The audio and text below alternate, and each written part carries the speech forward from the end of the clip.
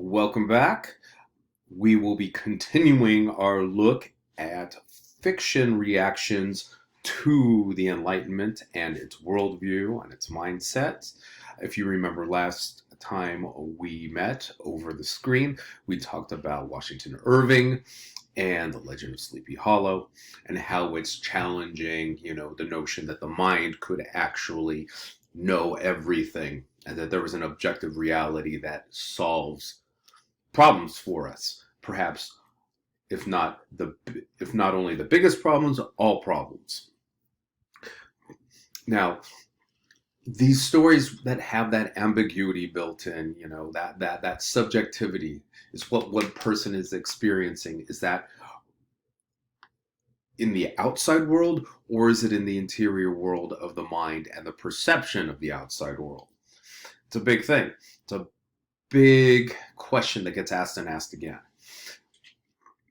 And again, we did see this. One final note on Legend of Sleepy Hollow.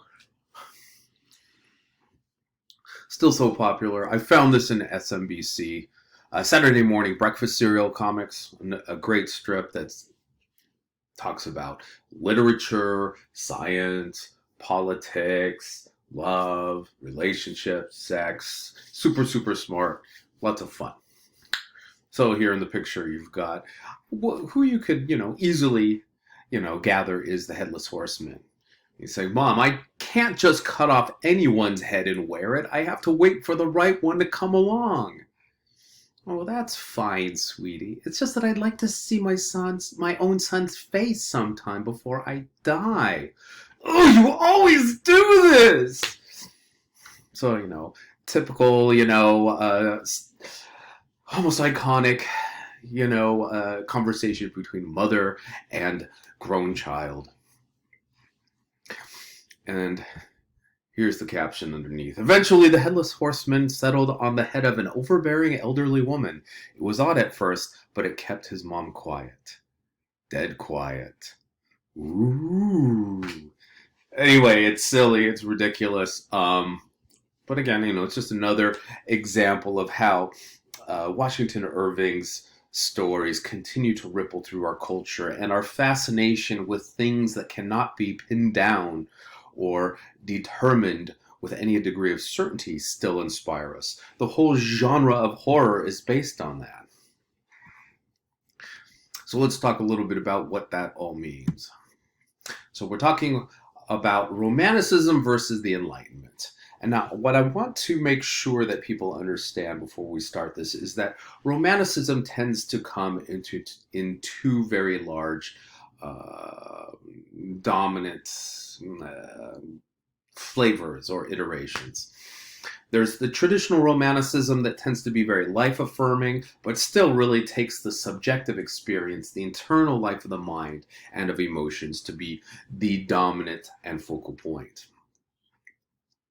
But there is another side to that Romanticism, and that is sometimes called dark Romanticism or Gothicism, or in our case, American Gothicism, where that sense of being within one's own mind, within one's own subjective experience, and not having any way of getting to objective experience, of any way of getting to empirical reality, that which can all be shared and agreed upon by others through objective observation, that is the dominant force or lens by which you can look at the world. So I made a little this versus that chart, which simplifies a little bit, but I think will help you think about how these things break down.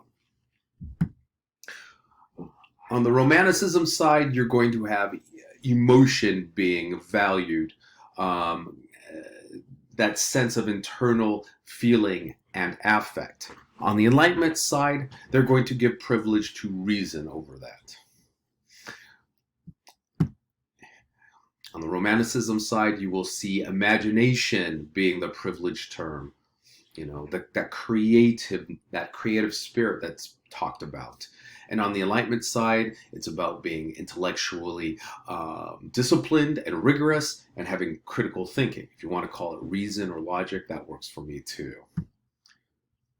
The Romanticists tend to favor nature, the natural setting of nature, either as a source of inspiration or horror. The Enlightenment side is going to privilege civilization, the use of man's analytical faculties and facilities to enhance the landscape. And like I've said earlier today, subjectivity is really within the wheelhouse of Romanticism. What you know and what you feel that is unique and personal to you. And on the Enlightenment side, you have objectivity, that which can be shared and agreed upon through observation. Ambiguity, again, on the Romanticist side, is about there being a sense of play or unknowingness between what is happening, whether it may be one thing or another thing. Is a person going through a hallucination? Are they going insane? Or are they really seeing the devil, right? That ambiguity, once again, is really, really important to the genre, especially the dark Romanticist side.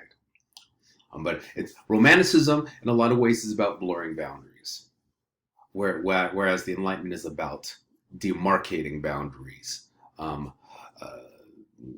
borders, in a way. Think about how borders work under the Enlightenment, too. The Enlightenment is also about nationhood. And Romanticism, in a lot of ways, transcends contemporary ideas of what a nation is.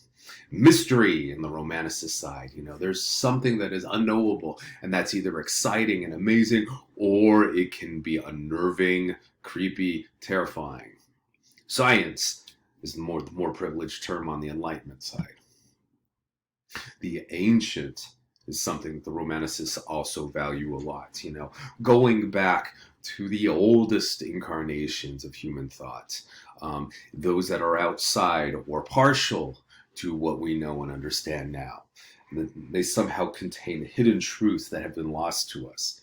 On the other hand, the Enlightenment puts a privileged position on the idea of modernity, things being up to date and showing progress up to this very minute. And as far as like looking at aesthetic experience, on the Romanticist side, we have the idea of awe. You know what? I gotta organize these. We'll talk about the light Romanticism first. A sense of awe or the sublime. In other words, when you look at some feature of nature that is so big or so grand, it just kind of blows you away. That's the sublime. I remember when I traveled to Europe after I got my bachelor's degree. I saved money for a whole year, and then I just blitzed and did Eurail for like 10 weeks and had a blast. I'd recommend everybody do it. You can earn real money later, but you can go so cheap when you're just right out of college. But anyway, so I went to Switzerland, and I was going to go on this hike up this glacier, and I stood at the foot of this glacier and looked up, and I was so tiny in the face of this beautiful, gorgeous, glistening mountain of rock and ice, and that pretty much kind of captured a sublime moment for me, staring out at the grandeur of the Grand Canyon. It's even in the name. That can inspire the sublime, that sense of awe in people too. That's that real light side stuff. On that dark side is going to be horror and terror, something so large and so outside of understanding that it makes your soul or your spirit recoil, usually because there's something violent or unknowing. If you think about, like, say, if you're a big Lovecraft fan, staring upon some of his, ancient ones, Cthulhu or the Shoggoths or stuff like that, that's a real sense of horror or terror. And then on the Enlightenment side, you have aesthetic balance. Well, this is beautiful, but it's got to be in its place. It cannot be too big. It cannot be too small. It cannot disrupt the force of reason that we need to maintain and to maintain in balance. Romanticists also favor the medieval period. It's a time of the beginning of understanding about some of the sciences too, but it is infused with ancient practices and things that are still very elusive and not really, well tested out, to be honest. And then on the Enlightenment side, especially for culture, they really dug the neoclassicists, right? Going back to the ideas of ancient Greece and ancient Rome. We've talked about that before in architecture, literature, sculpture, painting, rhetoric, you could even say too. There's lots of stuff. Romanticists also have this idea of spontaneity, something, this artistic moment just comes up and catches you and you've got to write something down. Or sometimes, the idea of the sublime or all that experience just boom, washes over you. You don't see it coming. Terror and horror can be that way too. But with the Enlightenment, it's less about that spontaneity. It's more about consciously deciding to sit down and look at something and go step by step, pattern by pattern by pattern.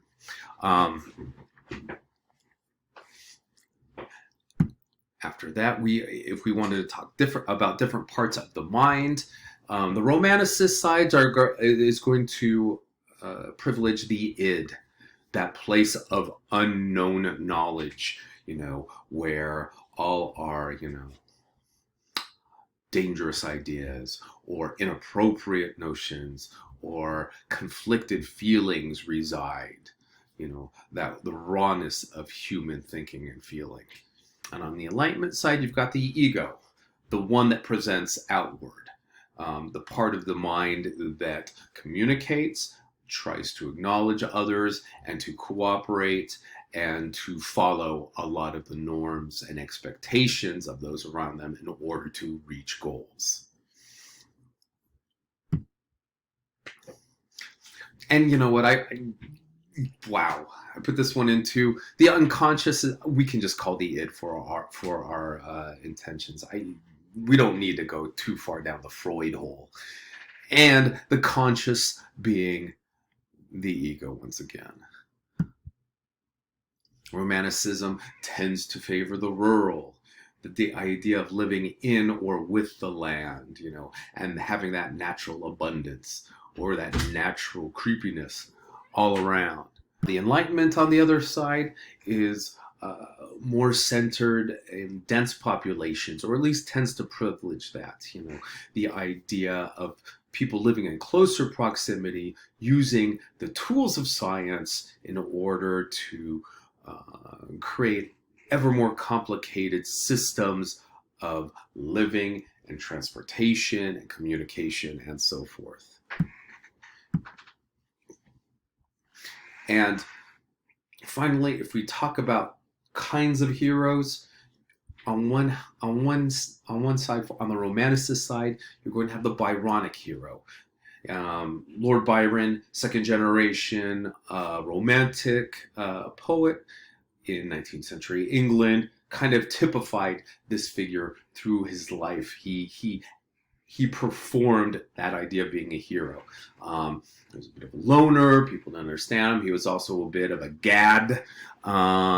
He certainly enjoyed life and enjoyed relationships, but also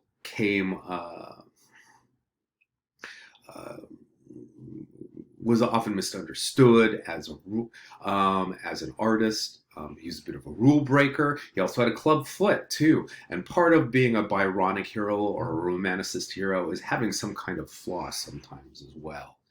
The Enlightenment hero, on the other hand, is the scientist, or the official, the person who works within a system reasonably and rationally. On the left side, the Byronic hero, some could also be Satan in Paradise Lost. He comes off as a certain kind of Romanticist hero. Notice he says the mind can make a hell a heaven or a heaven a hell. And that's all about subjective reality being dominant. How are we doing for time? We'll cut it off there.